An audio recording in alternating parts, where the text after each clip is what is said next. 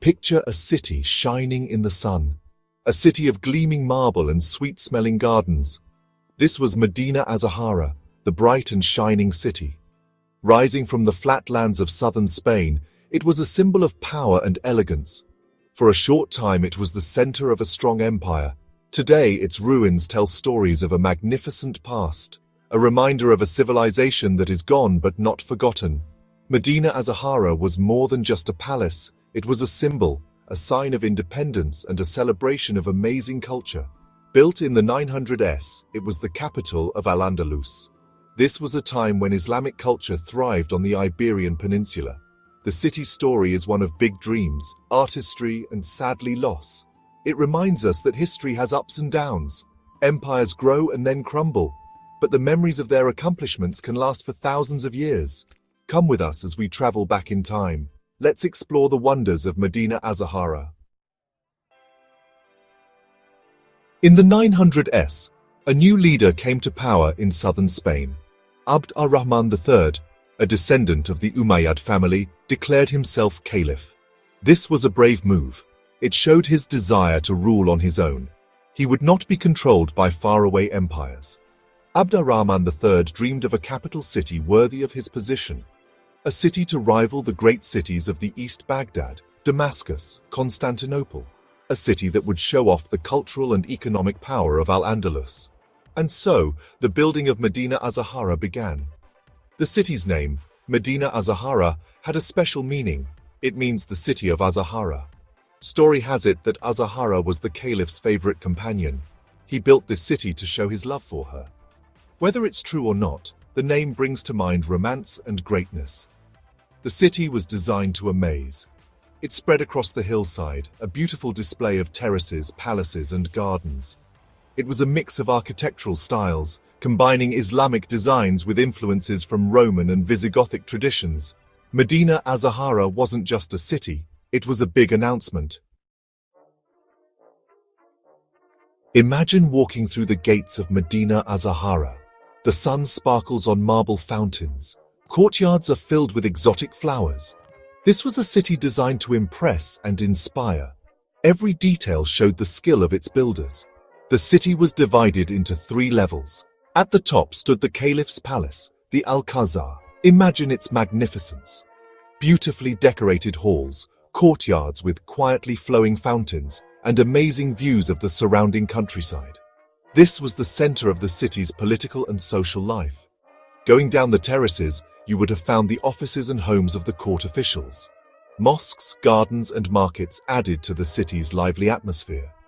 Water flowed through channels and fountains, showing the city's advanced engineering.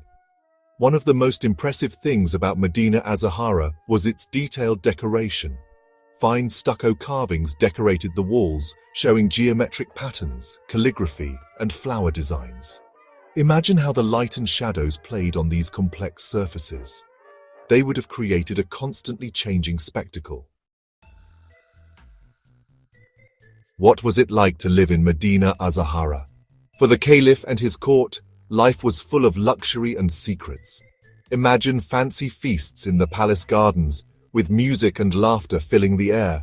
Poets read their poems, musicians played traditional instruments, and dancers entertained everyone with their elegant movements. Outside the palace walls, life was different. Merchants sold their goods in busy markets. Craftsmen worked in their shops, creating beautiful objects of metal, pottery, and cloth. Scholars discussed ideas in the city's mosques and libraries.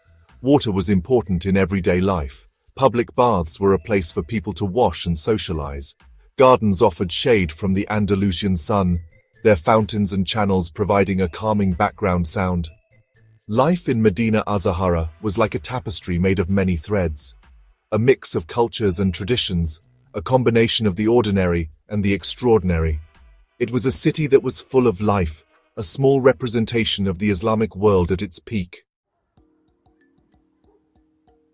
Section 5. Gardens of Paradise. Nature's embrace in Medina Azahara.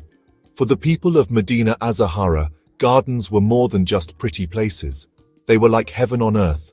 Imagine stepping into one of these gardens. The smell of jasmine and roses fills the air. Water flows softly in marble fountains, inviting you to relax in the shade of cypress trees. The gardens were carefully designed to create a feeling of peace and quiet. They were laid out in geometric patterns, with channels of water running through them. Fruit trees provided shade and food, their branches full of oranges, lemons, and pomegranates. These green spaces were used for social gatherings, meetings with diplomats, and moments of quiet thought. Imagine the soft sound of conversations, the rustling of silk robes, the gentle splashing of water. The gardens of Medina Azahara were a delight to the senses, a refuge from the daytime heat. They also showed how clever Islamic engineering was. Complex irrigation systems brought water from the nearby mountains, making sure the gardens thrived all year round. These green oases were a source of pride for the city's people. Section 6. The Fall of a Dynasty, Whispers in the Wind and the City's Demise. The magnificence of Medina Azahara didn't last long. After thriving for only 70 years, the city met a sudden and violent end. Internal fighting within the Caliphate made it weaker. Rumors of rebellion turned into open revolt. In the early 1000s, Berber armies swept through Al-Andalus. Medina Azahara, once a symbol of strength, was attacked and burned. The city's magnificent buildings were left in ruins, its treasures stolen, its gardens overgrown. The destruction of Medina Azahara signaled the beginning of the end for the Caliphate of Córdoba. The once powerful empire broke into smaller kingdoms, making way for the Christian reconquest of Spain. The shining city faded from memory, its ruins covered by the earth. But even in its destruction, Medina Azahara held a powerful attraction. Legends grew about the lost city, stories of hidden treasures and the ghosts of its people. Section 7. A Phoenix from Ashes, Rediscovering the Lost City. For centuries, Medina Azahara lay hidden under the ground. It was remembered in poems and stories, a whisper of past glory. Then, in the early 1900s, archaeologists began to uncover the city's remains. What they found amazed the world. Although damaged by time and conflict, the ruins of Medina Azahara showed the size and sophistication of this lost civilization. The outlines of palaces, mosques, and gardens emerged from the dust. Pieces of intricate carvings and colorful mosaics hinted at the city's former beauty. The rediscovery of Medina Azahara created a lot of excitement and scholarly interest. It was as if a time capsule had been opened, giving us a glimpse into a key period in Islamic history. Excavations continue today, revealing more secrets of this once great city. Section 8. Medina Azahara, Today, A Journey Through Time. Today, Medina Azahara is a UNESCO World Heritage Site, showing its lasting importance. Visitors from all over the world come to admire its ruins, to walk where caliphs and courtiers once walked.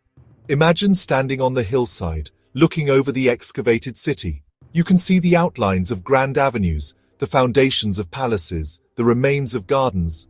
Close your eyes and imagine all the activity that once filled these spaces. A modern museum at the site brings the city's history to life.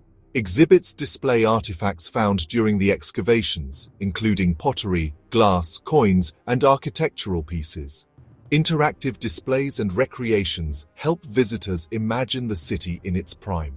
Visiting Medina Azahara is like traveling back in time. It reminds us of the power of human creativity, the rise and fall of empires, and the lasting legacy of the past. Section 9. Planning your visit. Practical tips for exploring the ruins. Ready to go on your own trip to Medina Azahara?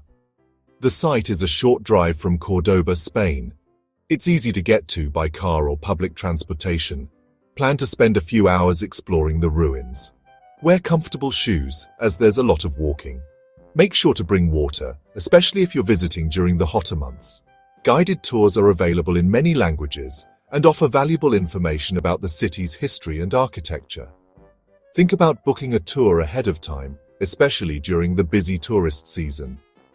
As you walk through the ruins of Medina Azahara, let your imagination run wild.